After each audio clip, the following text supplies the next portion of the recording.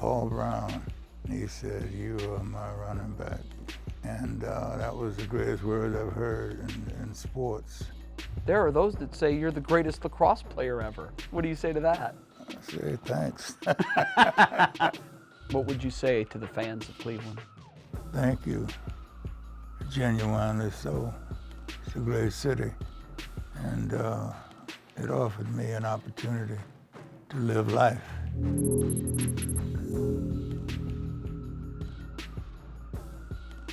Hello again, everyone, and thanks so much for joining us for another installment of Club 46, driven by Bridgestone. Throughout this season, we've been sitting down with all-time great members of the Cleveland Browns, some current members of the football team, but this edition is very special.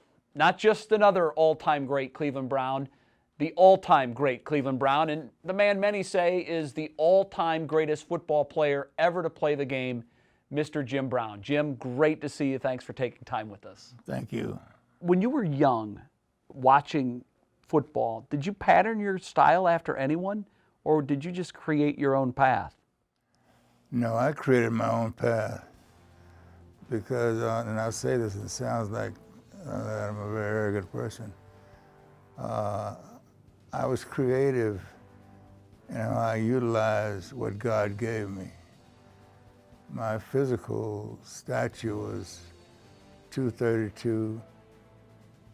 I was 6'2", and I was fast. And I could use that. And I was football intelligent, so I knew how to use what God gave me. Let's go back to your early days as a young guy growing up in Georgia. What was life like for a young Jim Brown? Boy, I tell you, great-grandmother. I basically had no father. He was gone. My mother was too young. It was my great-grandmother and myself. She raised you? Basically the first 8 or 9 years. Wow. And it was beautiful, Nora Peterson. And St. Simons Island, Georgia, it's a beautiful, beautiful island. And we had a home there. I still have that home. I still own that home. The home you grew up in? Yeah. Really? Yep, still have it. And what does that mean to you? It gives me a great feeling of foundation. You know, that was my family. That was where I was created. I wasn't a football player. I was just a little boy. And greatly appreciative of my great-grandmother and the people that I knew down there. Yeah. And the people that took and guided me so that I stayed in school and I did the right things to be able to be sitting here with you today. Was that a credit to your great-grandmother that you did the right things? Absolutely, because she was something else. Nathaniel. My middle name was Nathaniel. And that Nathaniel used to, when she was calling me, I was running around. That's how she'd call you home? Yeah. Fond memories of being a young boy in Georgia? Absolutely. I came up during the era of segregation and so forth and so on. But there were great people that I was fortunate enough to come in contact with. The Brockmans, a Jewish family that really kind of adopted me. And I had great training early from people that were just citizens. Ed Walsh, my high school coach, was a great man. Dr. Collins, my high school superintendent at Reminisces, was a great man. So I came up during the era of segregation, but the segregation made great people show up, and I, as a youngster, needed that. It takes a village. Yes, absolutely, to raise a child. And I'm glad to be able to say that because it humbles me and lets everybody out there know that it wasn't about me being the great Jim Brown running the football. It was that human being that was developed by people that really were great people. So I always have them as my standard. I know what's good and what's bad because I was a recipient of some of the greatest people that ever lived. Wow. When did sports become a part of your life? How old were you? As old as I can remember. Going all the way back. You were All the way always. back to rolling a tire with a stick. When were you introduced to football? Basically, when I went to junior high school, Mm-hmm. that was my first real recollection of it. And but I was an all-around athlete. I liked a lot of sports. What was your favorite as a kid? Well, I'll tell you, football became my favorite. But I used to love to track and field. I love lacrosse. How did you get exposed to lacrosse? I played it in Manhasset because I left Georgia and went to Manhasset. And that's when I was introduced to lacrosse. And loved it. And played it as a major sport, you know. There are those that say you're the greatest lacrosse player ever. What do you say to that? I say thanks. Are they right? I looked at your numbers from your time at Syracuse. Well, Teams could not stop you. It was much like you on a football field. well, I was pretty big at the time, but I was a dedicated athlete, and so I practiced all the time. I did things late at night. I did things by myself. Where did that drive come from, Jim?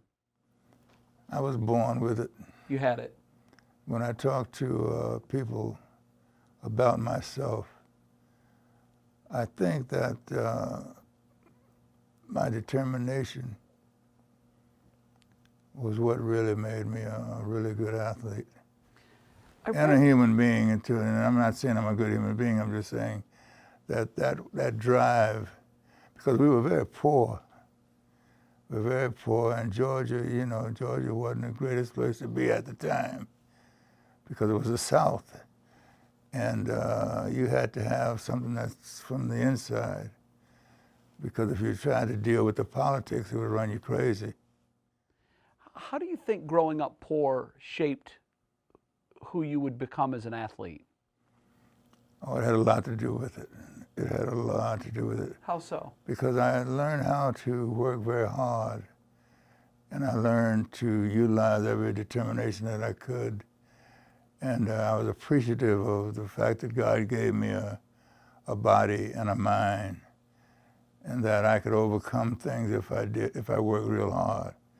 And never to judge my workload by other people, but to establish something that fit my mentality. And it gave me that whole thing of belonging and to be a determined person and not to cry the blues, but to go out and work. But work very smart, to be smart and strong. I read that you won 13 varsity letters in high school. And you start to do the math, 4 years, 3 seasons each year, that's 12 seasons. You had to be playing 2 sports at the same time, but playing them as a freshman, a varsity level. How did you have time to do anything if you were playing all these sports? That's astounding. Well, I would have track and field, Right. and baseball, lacrosse. They all kind of came in the same season. Right. And I would practice one of the sports at a particular time when I thought I needed to practice that more to get results. I went into the National Decathlon, Crawfordsville, Indiana, as a little youngster by myself, you know. And it was just so all I had to do was to go to school and play sports. Who would Jim Brown be today had he never played a sport? Well, I'm sitting here with you right now, and my life has not been sports. I've been an activist all my life, worked with the change of humanity, however little I might be able to contribute, but to help break down the taboos that we had in this country and to deal with freedom, equality, and justice for all human beings, and to appreciate the goodness in any human being, regardless of their race or their gender. And so that's who I am in my heart, not a football player, an athlete, but a humanitarian, that everything I have has been shared with those who are in need. And it's not like a charity thing, it's a lifestyle that I developed because I had so much love in my life and so many people that helped me. So I'm fortunate because if I just relied upon sports, well, I can't play anything now except golf. But I would have had a different kind of life. Sure. But the life that I developed was based upon human kindness and appreciation of others, and to thank the people that helped me as a kid so that one day I could be sitting here, talking about it. A way of giving back, in essence. Absolutely. What was your recruitment like as a high school student? I imagine every school in the country was beating their door down to get you on their team, whatever the sport. At that time, it was quite different. Recruitment wasn't even a word. It was, sometimes you get treated because, you're a great athlete, but then people are reluctant to reaching out and just look at you as a great athlete and proceed from there. It's always the politics of being in a country that was developing into a great country, because a lot of those barriers were being broken down. Yeah. And the good people were stepping up front and fighting for change, even if it meant that they had to make a great investment in that change. Were there other opportunities other than Syracuse, or was Syracuse your only option? No, I had quite a few scholarship offers, but Syracuse was the one that I decided to take. Why Syracuse? The way they talked to me. They talked to me as a young man, and the fact that this was an emerging school with which you could play football and lacrosse. Was that important to you? Yes. You wanted to play both? I wanted to play both. You also played basketball, right? Played basketball, yeah. And did you do track and field as well at Syracuse? Yeah, I did track and field. What event? Sometimes. When I was a decathlete. So you did it all? I did it all, depending on what the team needed at Syracuse at the time, But I was a 10-event decathlete. Is that, Jim, what separated you on the football field? The fact that you were as big as you were, as strong as you were, and fast as you were? I don't know that there have been maybe a handful of players that have ever played professional football that possess all three of those attributes. Was that the key for you, the blend of all three? Well, I'll tell you what's very interesting. I used to think of myself in this way. I would think I could play running back, I could play receiver, I could play tackle, put on some weight. Nobody could do that in today's game. Nobody. I had the perfect situation where if I could play everything by just adjusting my weight. You could do whatever you needed to on a football field. Well, that's the way I looked at it, yeah. When you were wrapping up your time at Syracuse and getting ready to transition to the National Football League, today that process is so much different. It's celebrated. The draft is a very public event. What was your transition like from athlete at Syracuse to professional football player for the Cleveland Browns? Do you remember draft day? Well, what I remember is this. Paul Brown, he drafted me, right? Mm-hmm. And he said, "You are my running back. You are my running back." And that was the greatest word I've heard in sports, because he wanted me on his team. That meant a lot to you. Meant an awful lot to me, because he wasn't in. He had no doubts that I could be a really good player. Did you have any doubts? Well, I didn't think of it that way. I was always competing So I knew I could compete with anybody because of my decathlon attributes and the basketball stuff that I used to do and all of those sports I played.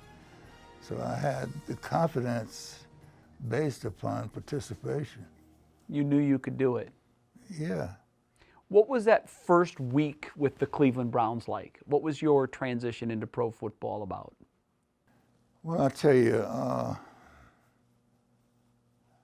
my biggest situation when I came into anything was people that believed in me versus people that didn't. And I believed in myself because I knew about all the great athletes across the country. And I figured that I could compete with them because of my size and speed and quickness and those attributes that you need in whatever sport you play. You know, so I just needed the opportunity, which I got. Was there a point, Jim, a play, a practice, a game, where you said to yourself, I'm going to be very good at this? No, I never looked at it that way. In my backyard, I had a pit, dug a high jump pit, and I used to practice high jumping. And what I hung my hat on is that I would practice a sport on my own, and therefore it was me and my secret about how good I could be. And the hard work and determination became a part of what I possessed. So I said, you can't outwork me and you can't outthink me. I put the combination of thinking and physically working out, those two things, the intelligence. That's what builds and a champion. The physicality, yeah. So I had that determination. I didn't need a coach to tell me to work out, any of that kind of thing. I just had that in me. I knew that was where success was. And I love increasing my high jump and increasing my long jump. And I love scoring 32 points and 40-some points in basketball.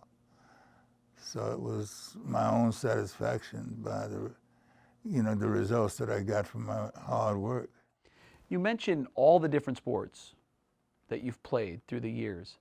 Was football even your best sport, in your view? Yeah, I think it was, based upon going into professional athletics, because the decathlon was sort of an Olympic situation. Basketball, I wasn't as good as I could have been, should have been. Baseball, I was a pitcher and did not like baseball as much as I liked the other sports. So no, it's hard to sum it all up, but I would say that I was just a guy that really loved athletics and practiced really hard and had a lot of confidence because of that practice. The results I got encouraged me. There were a generation of young boys in the United States of America that grew up pretending to be Jim Brown in his backyard. Who did Jim Brown pretend to be in his backyard? Well, I was made a little different. I appreciated certain aspects of a lot of athletes. You know, Aubrey Lewis, he was, I think, Notre Dame, was a great athlete. I looked at Joe DiMaggio in baseball, and he was kind of a hero of mine. I mean, I liked his style, I liked his gait. He was a home run hitter. You know, Rafer Johnson. Mm-hmm. Rafer was a great athlete, decathlon. Mm-hmm. You know, so, you know, when I say Aubrey Lewis, probably very few people know who that was. But that was your guy. But he could play, you know, he was a great track and field man. What did Jim, what did you make of the fact that there were so many young Americans watching you, dreaming of one day becoming the next Jim Brown? Did you realize the magnitude of that responsibility at the time? Not really. The situation that I was in was, it wasn't like I was Jim Brown. Jim Brown came later. Right. You were just doing your thing at the I time. was just doing my thing. I wasn't saying I'm Jim Brown. And it was everything I could do to give myself a great chance at being a great athlete. And so I did a lot of work and I did a lot of thinking. And I realized how to get results from not what a coach told me to do, but what I know that I should do myself. Right. So I went beyond the coaches. They didn't have time for just one guy. And I got results. And it was like coming up in America at the time, it was the best thing I could do was to get some good grades in school and be a great athlete. When you were with the Browns, that was a great era, great decade to be a Browns player or Browns fan. What were those years like for you, playing in Cleveland, winning championships? Oh, I loved playing in Cleveland. I loved the people. I loved the attitude towards me. And I give Paul Brown great credit for choosing me as a player that he wanted to coach. And so those days were fantastic because that's where I emerged. That's where I had a chance to become a man, a chance to become a really good athlete, a chance to make a living, a chance to fight segregation. My life in Cleveland was probably the greatest thing that could have ever happened to me because of the nature of, say, a Paul Brown. And, you know, you had some great athletes here that made up the way you looked at the city. And the people were good to me here. I read somewhere, I don't know if this is true, and I've always wanted to ask this of you, that when the Browns won their last championship in 1964, that was before the Super Bowl, it was the year later that the Super Bowl era began, there was no parade in the city. Is that true? Is that what they do, parades? Oh, it's a given. You shut down the city. If Cleveland wins another one, I think they'll shut down the city for a week. Well, you know how many years that is from when I played. I know that we had a rally downtown. There was. I don't know if it was a parade, but I know we had some recognition by being, I think I did ride in a float, but I'm not sure it was 64. Right. But it had to be 64, so we did have sort of a parade. Nothing like they do today. Well, nothing like they do today across the board. This is today, and it would be unfair for me to try to compare the two. What do you think will happen in the city of Cleveland? I won't say if, I'll say when the Browns win a Super Bowl. It will happen. What will the city of Cleveland do? The city of Cleveland knows that it deserves a champion, and they stick with that fact. So they continue to back the Browns. And when that championship day comes, it will probably be the biggest celebration in the history of professional football, because of what the fans have endured and what they have waited for and what they have supported. It's unbelievable. They deserve it. They deserve it, and one day they're going to get it. From your lips to God's ears. Absolutely. When you look back on your career, what's the most memorable game you had? Well, you know, it's very funny. I don't think of it as far as memorable games. I look at memorable moments. What's the most memorable moment of your career? I never thought of most. That's almost a writer rendition of something. It's like somebody's looking back and reflecting on themselves. There were moments that I had in running or in sweep that I share only with myself, because it isn't commercial. So if I had a sweep against a particular team and I made a really good move, it only resulted in 4 yards. But to me, it was a great move. But the writers didn't want to hear anything about a 4-yard game. But those are the moments that stand out to you? Yes. The moments where I did something that was fantastic, but it didn't show up in a statistic. The majority of people didn't see it. But it meant something to you. It meant everything to me. So you're more about the 4-yard run in a cloud of dust than the 75-yard touchdown run where you bowl over 4 people. If I can come through at all my key moments, we'd be undefeated. Those key moments, those key plays, 1 or 2 every game, means so much.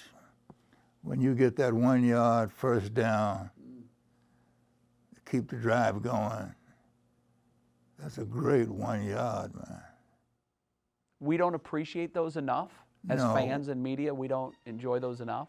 No, we don't understand the game the way it should be played and what is really greatness. Because I'll give you an example of something. If you're a football player, football is not a one-man thing. It's not track and field. You've got on a defense, 11 men. You got special teams. You got an offense with 11 men. And there's got to be coordination. And man, it's things that happen that the general public don't realize. And we realize there are things out there, mistakes that we make that you don't even know about. Mm-hmm. You know? And that's the way it goes. And it's a tough thing to get 11 men to coordinate anything, you know? Right. Some guys, you know, he gets off the line too slow. Some guys throw a block too low. You know, it's a great game, but it takes a lot of coordination because that's what makes it great. And a lot of detail. A lot of detail, but you can have such an appreciation, like we have Wooten and Shafrath, and they, you know, and Woots can pull, and Shafrath can, you know, be that tackle. Man, it's a beautiful thing to be able to appreciate them, to tell them what a great game they played, and the writers don't even know that they did anything because they're looking at the touchdowns by Warfield or, you know, our great quarterbacks and so forth. But the details of the linemen in football, people don't really give that enough credit. It's a great lesson. What's the most fun you ever had on a football field? Well, I'll tell you, I remember when we won the world championship, And it wasn't on the field that I had the most fun. It was after the game. And the playing dealer, I think, took some pictures. And I was smiling, I had a great big smile, which I didn't do a lot of. And it was just a wonderful feeling to have won the world championship. It was a year, I think, before the Super Bowl. So we didn't have a Super Bowl. I've never had a Super Bowl experience. But that world championship and that big smile, and I think they took a picture of me holding up a playing dealer, you know, and I sort of liked it. You didn't smile a lot. Why? Concentration on executing without making mistakes by diverting my attention in the wrong direction. You know, I mean... That sounds like Bill Belichick. That sounds like a lot of greats in sports. Well, you're right, it is a Bill Belichick, because that's one of the reasons that I like Bill and Bill like me, because we can relate on that level. You see, if I tell you I play for myself, I don't know if you would understand that. What I mean is I take responsibility for myself in the mission that we have to accomplish. I can't take it, I can talk about the other guy and all that, but I can't tell you what they're gonna do, but I can tell you that I'm gonna show up and I'm gonna deliver this because I've studied it and I know you need it. But I also know I need help and help needs me. So it's the responsibility that you must understand when you're playing a team sport like football. Is there one player that you think most reminds you of you as a runner?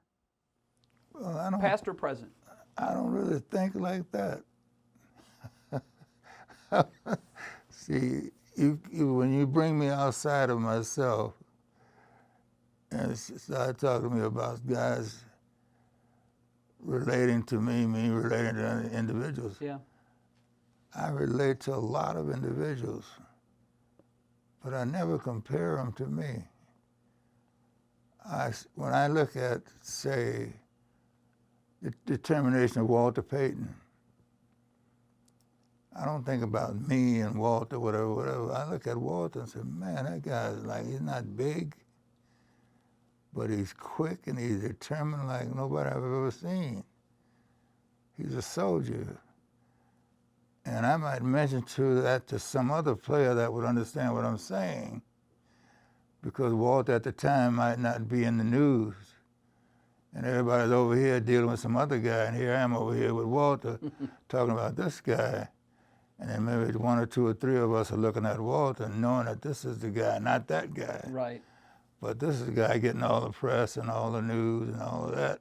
They have all expectation. But we see this determination, that little sucker, oh man, he can roll. So you've probably seen different attributes that you have in a lot of different guys. This guy maybe is big like I was, this one fast, this one determined. Absolutely. Nobody that you've ever looked at that you think has every attribute that you had. Well, no, you're right. That was my ego saying that I can run in a decathlon without having a coach. And I can finish fifth in the nation, which fifth might not sound like anything to you, but to me, fifth was a great accomplishment because I had no formal training, and I worked out on 10 events myself, and some of them I hadn't even practiced. You know, I hadn't even tried those sports before. So that sounds like ego,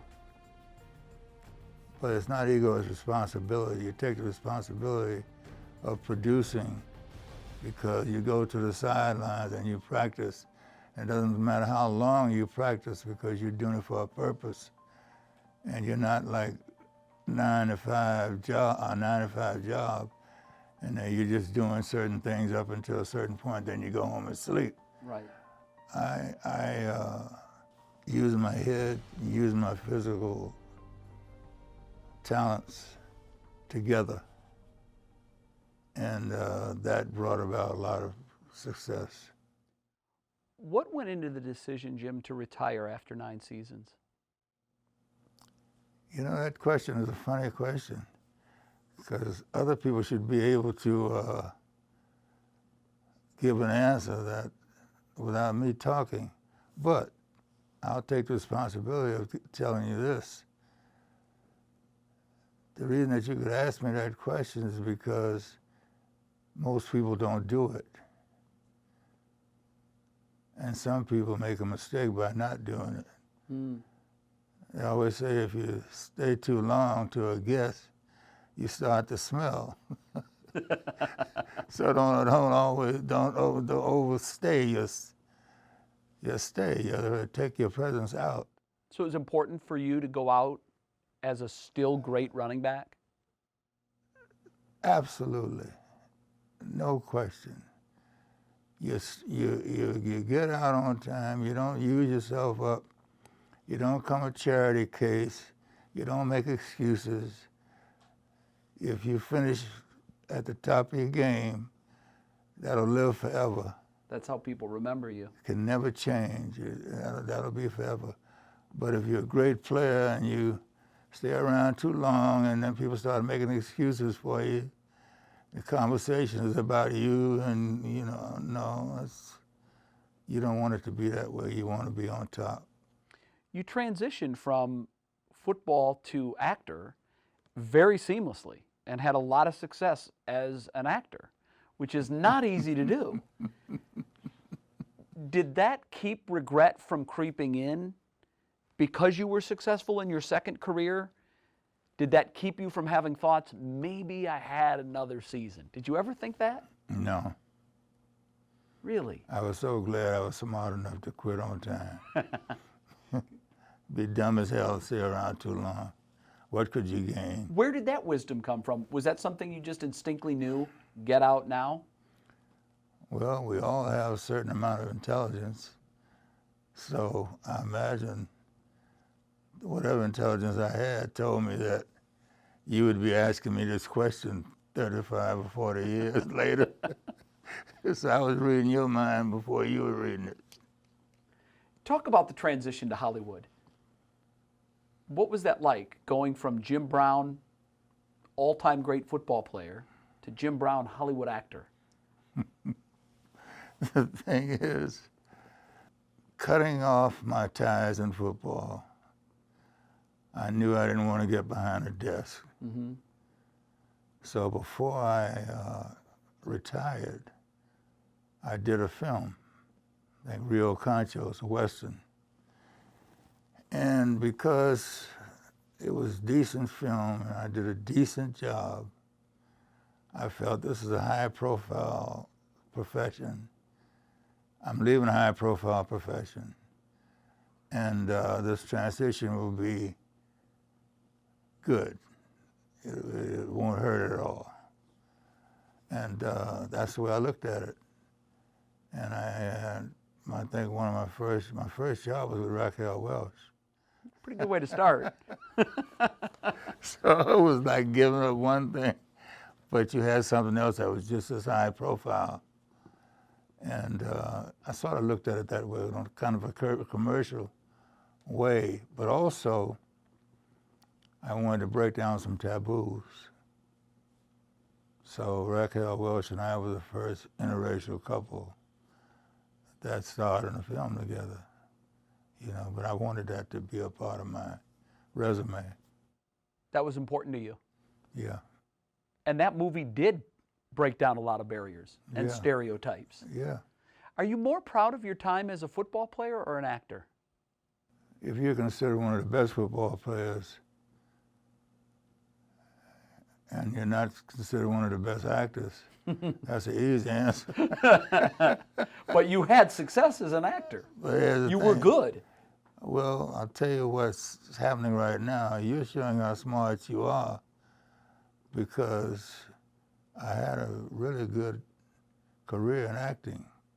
But I don't talk to that because people want to think I was just a big guy out there. But no, I did have a really beautiful career in acting, you know, in movies, and had a great appreciation for some of the movies I made. But I was always fighting those who wanted it just to be a football player on the screen, whatever, however. Right. But Tick, Tick, Tick was a film, there are a lot of films that I made that had a social implication. It seems all of them did, in some way. To some way, yeah, to some way. So Was that by design? Yes, absolutely. You know, it was by design, because that was what my life would end up being, to deal with those taboos, to break down the barriers, to participate as a full citizen, American citizen, to be able to appreciate this democracy, to be able to break down doors. Which profession, Jim, did you enjoy more? Did you have more fun on the football field or on a movie set? I had more fun on the movie set. Really? But it wasn't because I thought it was more important or anything like that. I didn't, you know, in a movie set, I could laugh and we could joke in between plays and do a whole bunch of things. But in football, when we got ready for a game, there wasn't any laughter. You know, it was serious. And the reason it was so serious is because you had 11 guys out there, and if you ran a play and one guy misses assignment, that play can blow up. So you don't have time to be messing around. You got to stay serious. You got to concentrate 100%. And in order to be successful, every one of you have to carry out your assignment. But in movies, you can ad lib. You know, you might be able to crack a joke and they leave it in. You know, it's a different approach. And you're acting, so you have an opportunity to truly express yourself creatively. And you couldn't do that in football. You couldn't get too creative. So it's, you know, they say, what, 6 and a half a dozen. Who's the greatest player you ever played against? Yeah, I would think Johnny Unitas would be the guy, based upon his toughness, being a great quarterback.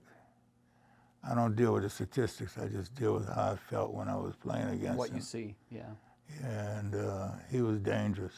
You know, he could play in that attitude, tough as nails. Was there a defender that hit you that you remember as the hardest hit you ever took?